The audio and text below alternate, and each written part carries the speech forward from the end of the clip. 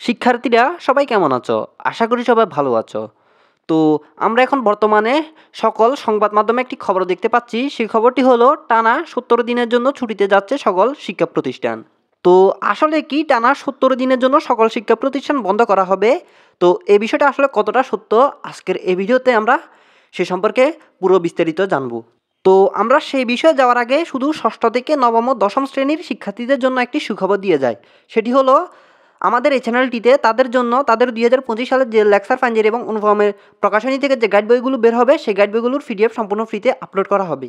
তো যারা সেগুলো সম্পূর্ণ ফ্রিতে পেতে চাই তারা অবশ্যই আমাদের এই চ্যানেলটি সাবস্ক্রাইব করে রাখতে হবে, যাতে আমরা সেগুলো আমাদের এই চ্যানেলে আপলোড দিলে তাদের কাছে নোটিফিকেশান পৌঁছে যায়। তো আমরা মূল বিষয়ে ফিরে যাই। আসলে কি টানা ৭০ দিনের জন্য সকল শিক্ষা প্রতিষ্ঠান বন্ধ করা হচ্ছে? তো আমরা সেই সম্পর্কে একদম বিস্তারিত ভালোভাবে জেনে নিই। পবিত্র রমজান, ঈদুল ফিতর সহ আরও কয়েকটি ছুটি মিলিয়ে ৪০ দিনের ছুটিতে যাচ্ছে দেশের সব স্তরের শিক্ষা প্রতিষ্ঠান।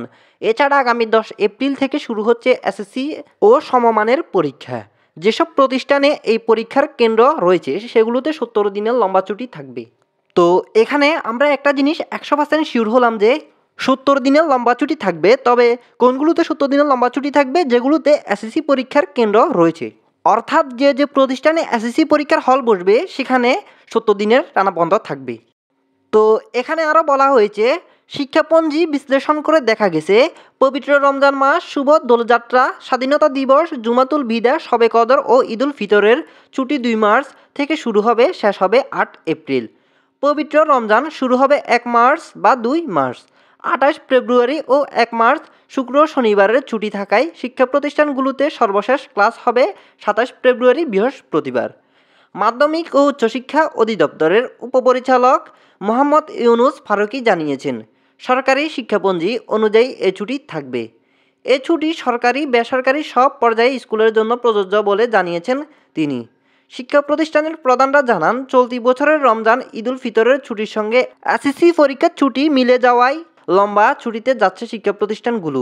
তবে মাধ্যমিক ও উচ্চশিক্ষা অধিদপ্তর থেকে শিক্ষা প্রতিষ্ঠানগুলোকে পরীক্ষার ফাঁকে ফাঁকে ক্লাস নেওয়ার তাগিদ দেওয়া হয়েছে। জানতে চাইলে ঢাকা শিক্ষা বোর্ডের chairman professor doctor Khandaker Ehsanul Kabir বলেন, পরীক্ষা চলাকালে বাদে স্কুল কলেজগুলো নিজস্ব ব্যবস্থাপনায় যদি ক্লাস নিতে চায় সেক্ষেত্রে আমাদের কোনো নিষেধ নেই।